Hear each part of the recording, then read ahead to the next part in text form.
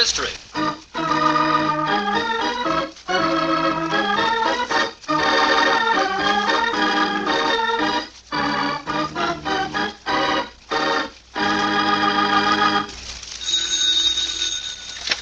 Lieutenant Evans, Homicide Bureau. Lieutenant, this is Dr. Norton at the city hospital. Yes, Doctor. What can I do for you? I'm afraid I have some business for you, Lieutenant.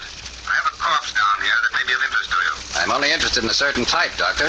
Unless this is a case This is directly in your line, Lieutenant Evans. It's murder. Where's your late patient, Doctor? In here, Lieutenant Evans. The identification on the fellow? No, his pockets were empty. Well, there's your man, or what's left of him. Pretty well carved up, isn't he? Yes. Death was caused by a knife into the heart.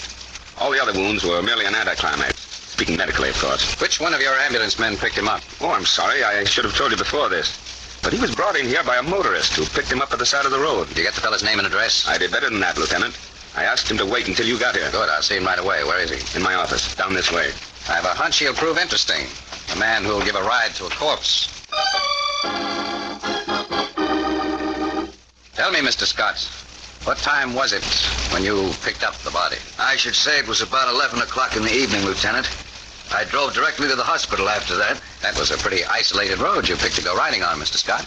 It's an old habit of mine to avoid the holiday weekend traffic, Lieutenant. I always use the back roads. Was the body still bleeding when you found it? I suppose so, Doctor. He was dead, but I put him in the back seat and rushed here as quickly as I could. How long was that ride, Mr. Scott?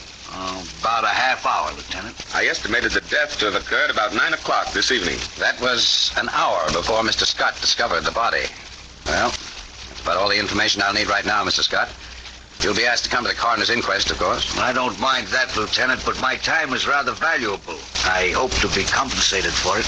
I'm sorry, but I don't handle that angle for the city. Is there any sort of claim I filed to get the back seat in my car fixed? What happened to it? The covers are all blood-soaked. I told you I don't take care of that sort of stuff. I thought murderers were your business, Lieutenant. They are, but you don't mean... I do, Lieutenant.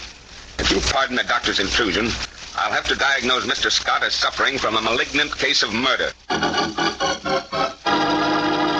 What clue did Dr. Morton discover that led to his analysis of the crime? In just a moment, we'll know.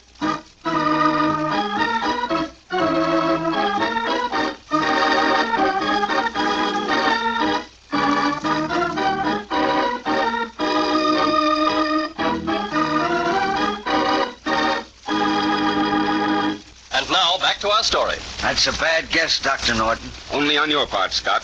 In thinking you could get away with it. You tipped your hand when you tried to get compensation for being courteous enough to take your victim to a hospital. I stated that he'd been dead for 1.5 hours when you brought him here. You claimed to have found the body an hour after its death. Assuming that to be true, the back seat of your car never would have been soaked with blood.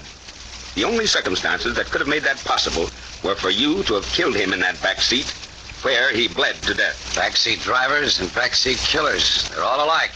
They just talk themselves to death.